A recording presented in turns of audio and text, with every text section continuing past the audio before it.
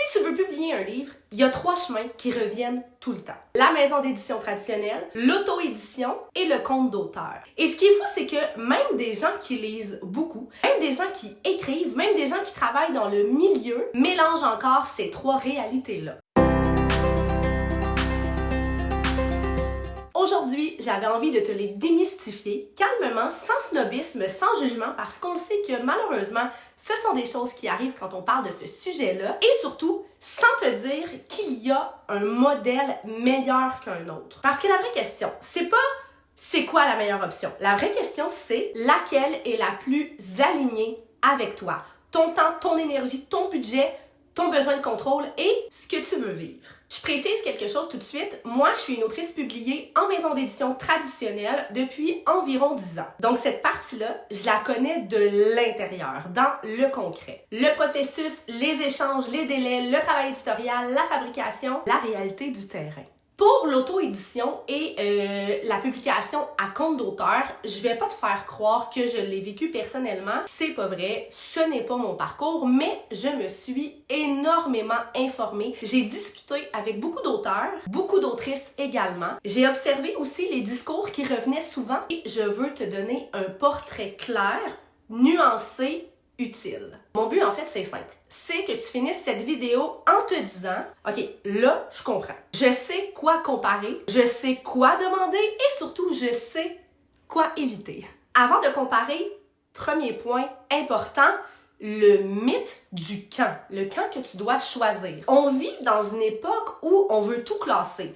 Team maison d'édition ou team auto-édition et honnêtement, je pense que c'est un petit peu un piège. Parce que publier un livre, c'est déjà exigeant. T'as comme pas besoin d'ajouter une petite guéguerre de clan par-dessus le marché, là, en tout cas à mon sens. Ce que je vais te donner aujourd'hui, ce n'est pas une opinion contre, ni une opinion pour. C'est une façon de comprendre qui décide quoi, qui s'occupe de quoi, qui paye quoi, et surtout, sous quelle forme. Aussi, quels sont les avantages et les contraintes, quel modèle convient à quel profil, sans recette magique. Voici les définitions, mais en langage simple. La maison d'édition traditionnelle. Quand je dis maison d'édition traditionnelle, je parle du modèle où une maison sélectionne les manuscrits qu'elle veut publier. Ça veut dire, tu soumets ton manuscrit ou ton projet, puis la maison décide si ça entre dans sa ligne éditoriale. Si la maison te choisit, tu signes un contrat d'édition et tu entres dans un processus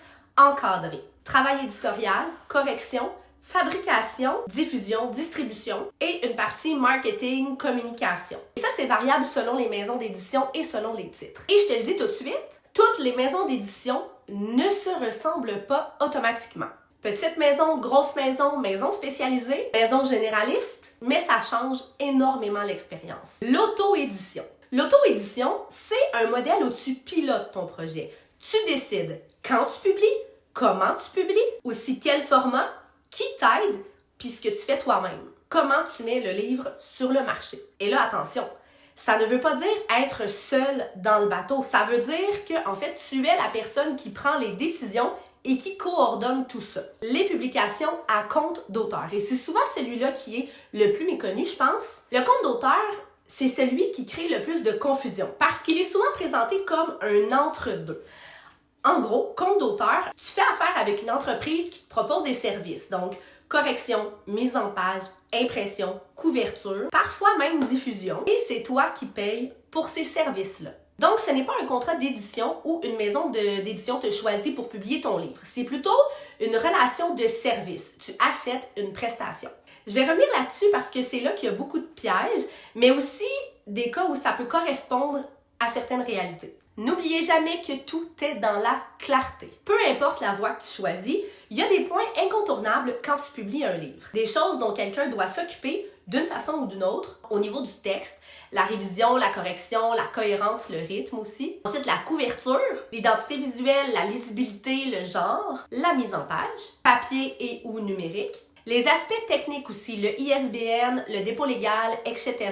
L'impression ou la production selon le format, la diffusion et la distribution si tu veux être en librairie et la visibilité. Ça peut être marketing, presse, réseau, événements, chacun à sa manière. Ce qui change d'un modèle à l'autre, ce n'est pas si ces points existent, c'est qui s'en occupe, qui décide et jusqu'où t'es impliqué. Là, je vais te parler un petit peu de mon vécu. Si jamais ça t'intéresse pas, tu peux skipper cette partie-là. Je vais mettre des chapitres de toute façon, mais je pense que ça pourrait peut-être t'aider à comprendre le modèle traditionnel sans le fantasmer. Quand tu es en démarche de maison d'édition, il y a une réalité à laquelle, en fait, personne ne te prépare vraiment. L'attente. J'en ai déjà parlé dans plusieurs vidéos et on me pose souvent la question sur mes réseaux sociaux. L'attente des réponses. Combien de temps j'attends? L'attente des délais. L'attente de savoir si ton projet fit chez cette maison d'édition-là. Et c'est une attente qui peut être lourde, surtout au début, parce que, écoute, tu mets beaucoup de toi dans un manuscrit, je comprends ça à 100%. Et cette attente-là est souvent stressante. Il y a aussi les refus.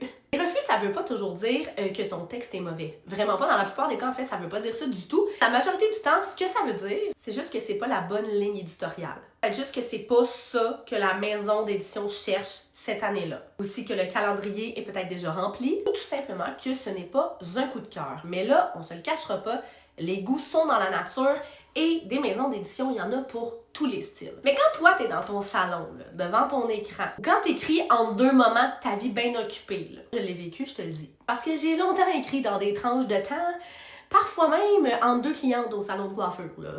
Pas juste parfois, souvent. Un refus, tu le reçois un petit peu comme une bonne douche froide. Ton cœur directement qui est atteint. Quand tu signes ton premier contrat, t'as souvent 2 émotions en même temps. L'euphorie, parce que tu te dis, ça y est, quelqu'un a choisi mon roman. Et une forme de surprise, parce que tu réalises que c'est pas la fin du travail. En tout cas, tu vas le réaliser bien assez vite. C'est le début d'un autre type de travail. Beaucoup de gens s'imaginent, je suis prise, je suis publiée, donc je n'ai plus qu'à attendre. Mais dans la réalité, tu entres dans un processus, tu collabores, tu réécris, tu ajustes, tu apprends à travailler avec une équipe, tu apprends le tempo du milieu. Puis moi, au début, j'ai aussi appris un truc très important. Dans l'édition traditionnelle, tu gagnes un cadre, mais tu perds aussi le contrôle sur certaines choses et c'est normal. Ça fait partie du modèle. Aussi, je veux clarifier un truc qui évite 80% des débats. Dans tous les modèles, quelqu'un paye. La différence, c'est qui paye, quand et sous quelle forme. Maison d'édition égale pas de facture, mais pas gratuit. En maison d'édition traditionnelle, tu reçois pas une facture du genre « Voici le coût de la correction, de la couverture, de l'impression ». Non, vraiment pas. Donc oui, c'est vrai, tu ne paies pas ces services-là, en tout cas pas directement comme cliente, mais ça veut pas dire que ça ne te coûte rien. Parce qu'en réalité, ça te coûte du temps, de l'énergie, de la disponibilité, parfois des déplacements pour des événements. Et souvent, au début, surtout, une grosse charge émotionnelle. Tu apprends un milieu, tu apprends ses codes, tu apprends à te positionner. Et financièrement, le modèle se fait surtout sur les redevances et les conditions de ton contrat. Donc, c'est pas gratuit, c'est juste que les coûts ne sont pas au même endroit. En auto-édition, si tu veux un livre vraiment très professionnel, souvent tu vas investir dans la correction, la révision, la couverture, la mise en page. On dirait que je me répète depuis tout à l'heure, mais c'est ça pareil, c'est important de le dire. Parfois la pub, parfois des services techniques. En échange, tu gardes beaucoup de contrôle, le calendrier, le prix, la stratégie, ton identité. Et ça peut être très puissant pour quelqu'un qui aime apprendre, qui aime gérer, qui a une communauté déjà aussi ou qui veut une liberté totale. En compte d'auteur, tu payes un service. Et la clé, c'est la clarté. Parce que parfois, on te vend des mots qui sonnent un peu comme une maison d'édition. Diffusion, présence en librairie, promotion. Mais toi, tu dois absolument demander concrètement, ça veut dire quoi? Combien de temps? Est-ce que c'est garanti? Est-ce que c'est écrit noir sur blanc? Puis là, sache-le, je dis pas ça pour te faire peur, je dis ça parce que c'est souvent là que des auteurs se font avoir. Pas parce qu'ils sont naïfs, mais parce qu'on va se le dire, le vocabulaire est un peu flou. Là, je bois de l'eau parce que je suis en fin d'un gros virus, puis ça se peut que je me mette à tousser. Et là, je veux vraiment casser une idée préconçue. Ce n'est pas vrai que l'auto-édition produit forcément des livres moins bons. Non.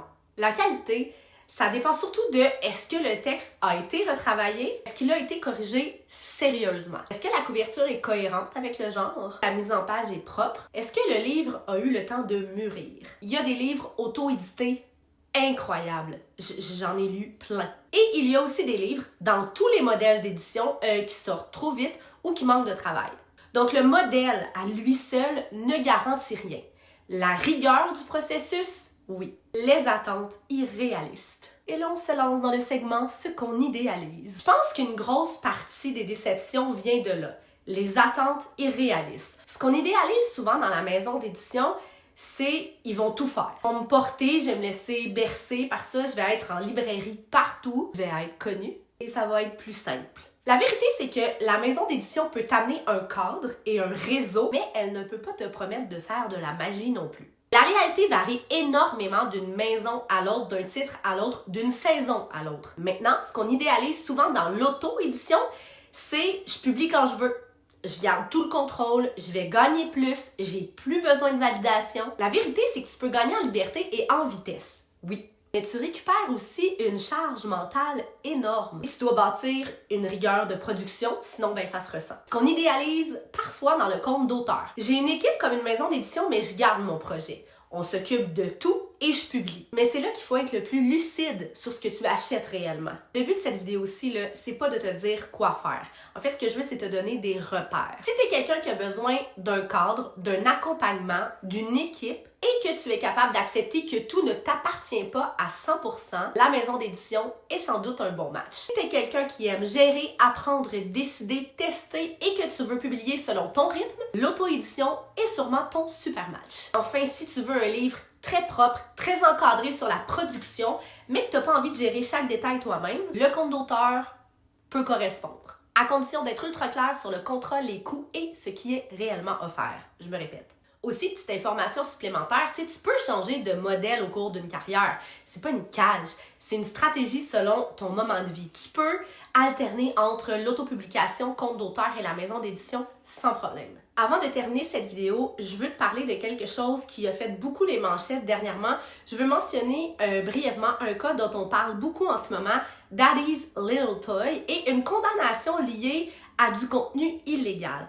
J'entrerai pas dans les détails parce que ce n'est pas le but de la vidéo. J'aimerais ça replacer un peu les choses, remettre les choses en perspective. Utiliser un cas extrême pour discréditer un modèle entier, selon moi, c'est un raccourci. Ce cas-là est marginal. Il ne représente pas l'auto-édition dans son ensemble. Par contre, ça soulève des questions plus larges sur les limites, les responsabilités et certains débats autour de sous-genres. Je vais peut-être en parler dans une autre vidéo, tu me diras si ça t'intéresse, mais je veux le faire correctement, avec nuance, sans hystérie, sans camp non plus, parce qu'en ce moment, la dark romance a un peu mauvaise réputation, puis j'aimerais ça en parler. Donc si je résume, maison d'édition, un cadre, une sélection, un réseau avec des délais et moins de contrôle total, auto-édition, liberté et contrôle, avec une charge de gestion et une rigueur à bâtir, compte d'auteur, service payé, avec une vigilance essentielle sur ce que tu achètes réellement. Et n'oublie jamais que ce n'est pas une question de valeur, c'est une question d'alignement. Oublie pas de me dire en commentaire, toi, tu te situes où en ce moment?